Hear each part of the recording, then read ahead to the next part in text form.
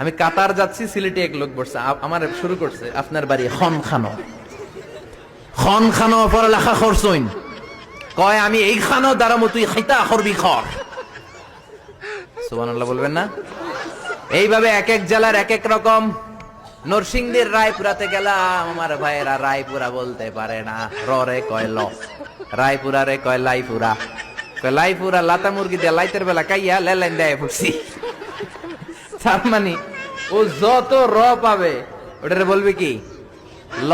আর ঢাকায় গেলে আবে হালা খায় হালা, খালি আবে হালা আবে হালা আবে হালা আবে হালা। এরপর বরিশালে গেলে ক বলতে পারে না। দারুন্নাতে পড়াশোনা করলাম 7 বছর। আল্লাহ দারুন্নাতের সব শিক্ষককে তুমি কবুল করে নাও, ছাত্রদেরকে কবুল করে নাও। আসলে আলেম গড়ার মার্কাজ, এলেম আমল আছে। কেউ যদি বলে হুজুর ছাত্র কই দিব, এক কথা আমি বলি দারুন্নাতে দেন। 7 বছর আমি পড়েছি, আমার রক্ত মাংস মিশে আছে দারুন্নাতের সাথে। প্রিন্সিপাল হযরতুল আল্লাম আখম আবু বকর সিদ্দিক আমার মাথার তাজ। হুজুর শুদ্ধ ভাষায় কথা বলেন, কিন্তু মাঝে মাঝে বরিশালের ভাষাতে আমাদের সাথে কথা বলতেন। এত চমৎকার বরিশালের ভাষা, মনু এই বিলে করলি কি ওইবে, এরকম ডেকে ডেকে বলতো। আর কথায় কথায় এরা বলে মনু, ক বলতে পারে না বরিশালের ভাইয়েরা, কয়রে বলে হ, টাকারে কি বলে টাহা।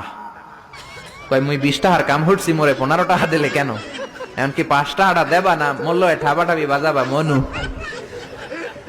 পুরান ঢাকায় যান, খালি কয় আবে হালা আবে হালা। আমার এক চাঁদপুরের বন্ধু ফোন দিলাম, আবে হালা মিজান কেমন আছো? আমি কি রে বাড়ি তোর চাঁদপুর, আবে হালা কইলি কে?